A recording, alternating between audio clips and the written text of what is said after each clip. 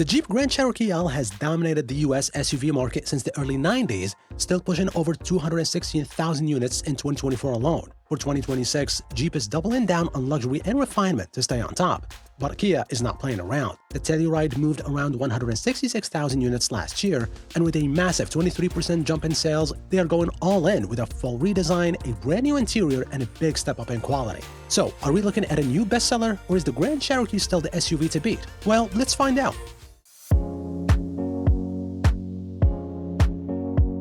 The Jeep has always had their iconic look, but let's be real, these 2026 updates, they are very subtle. If you blink, you're gonna miss the new DRL signature. It dips down a bit now, but the actual headlight shape hasn't moved an inch. They also tweaked the bumper, swapping out the old monoblock look for a body-colored piece that splits up the lower grille. I mean, it's a clean look, but don't expect anyone at the stoplight to notice the difference. From the side, it's basically a carryover.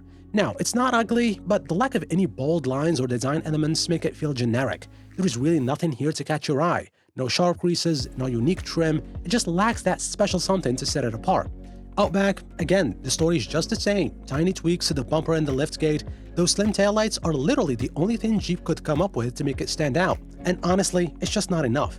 Kia, on the other hand, well, they just threw the book out for what an SUV should look like, and it really shows, putting the new Jeep's design to shame. The new grille is so big that it takes the entire upper half of the front end with two distinct patterns dependent on the model you get. The X-Pro gets a mesh of rectangles dotted around, while the rest of the lineup gets vertical slats with different thicknesses. The headlights are also new and extend down into the bumper with a Cybertooth DRL LED signature. From the side, it's far more upright than the Grand Cherokee L. The roofline is straighter, the angles are sharper, and the new door handles sit flush for a cleaner look. Size-wise, it's definitely grown, but it's still shorter than the Jeep by almost 6 inches.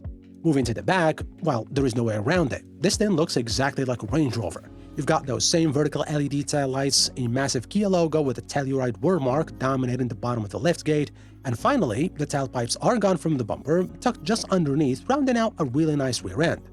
At least for me, the new Telluride is easily the winner here. But what do you think? Is the Jeep more your style? Let me know in the comment section below, and please hit that like button.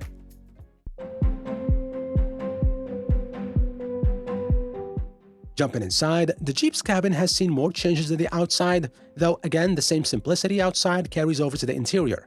The Summit Reserve has fancy heated and ventilated seats with quilted Palermo leather for both front and rear passengers. There is also open-pore waxed walnut on the dashboard, suede on the pillars and headliner, 4-zone automatic climate control, and the 19-speaker Macintosh audio system. I must say, however, lower trims use far less impressive materials with too much hard plastic in the cabin. A lower-trim Telluride uses better materials throughout. As for infotainment, the Grand Cherokee L can be had with 3 screens, with one right ahead of the front passenger. The other 2 are a 10.3-inch digital cluster, and the other one is a 12.3-inch touchscreen. The operating system is brand new and is a big improvement over the old model, with both Apple CarPlay and Android Auto as standard, but it can be laggy sometimes. As for Kia, whatever you think of the outside, the cabin is less polarizing and arguably better looking than the Jeep's. While the old model featured a fairly attractive design, this generation is completely new with a more horizontal look. The 2-tier design wraps around the driver and passenger with real wood trim and ambient lighting embedded within it. They even used real metal accents here, which gives the whole space a more premium feel. Another big change is infotainment. The old separate screens are now gone, replaced by a massive curved panoramic display that puts it right in line with the new Sportage with the same easy-to-use interface. You'll also notice a new twist-to-action shifter behind the steering wheel that opens up a ton of space in the center console and adds things like redesigned grab handles. But it's not perfect. One major downside are the climate controls. They are now tucked away in a bit of a blind spot behind the steering wheel, which feels like a step back from the old physical buttons. Now, let's talk space. The Telluride's wheelbase has been stretched by nearly 3 inches, and you can really feel it inside. Up front, you've got tons of head and legroom, plus the seats are really supportive for those long hauls.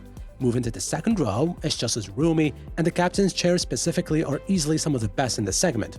Now, the third row, it's still a bit tight for tall adults, so maybe keep that for the kids.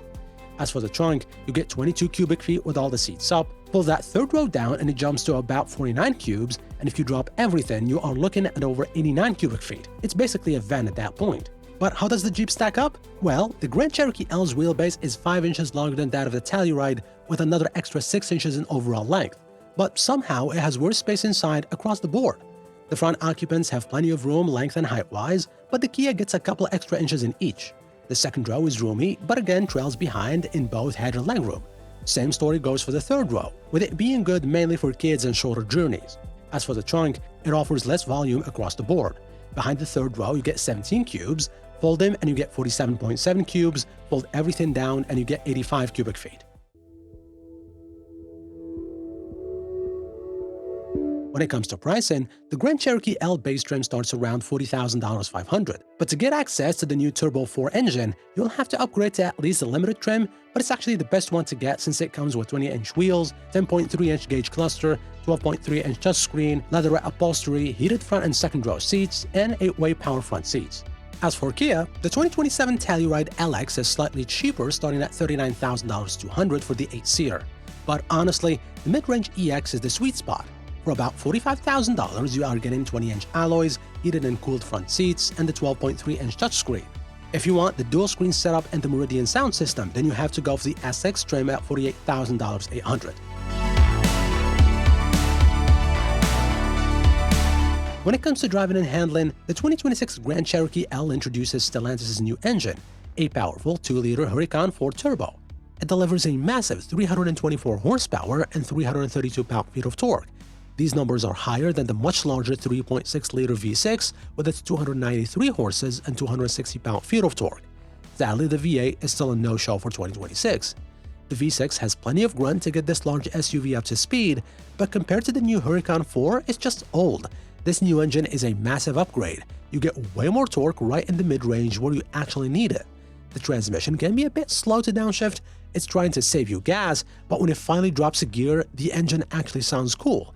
On the road, it feels plush thanks to its air springs, though it can feel a little floaty if you push it into a turn. Off-roading, however, is where the Jeep stands out from much of its competition. The full lineup is available with a choice of rear-wheel or four-wheel drive, except for the Trailhawk and Summit Reserve, which are four-wheel drive only. The 2027 Telluride, on the other hand, outright ditches the V6 entirely for their standard gas model. It now comes with a 2.5-liter Turbo 4. Now, it's got slightly less horsepower at 274, but it's got way more torque at 311 pound-feet of torque compared to the V6. So, while that V6 felt like a smooth cruiser, this new Turbo 4 feels a bit punchier and more reactive when you put your foot down. On the open road, it's really reassuring. It's got a great mix of active safety tech, smooth ride, and a really commanding view of the road. And even though it's a big SUV, it doesn't always feel like one.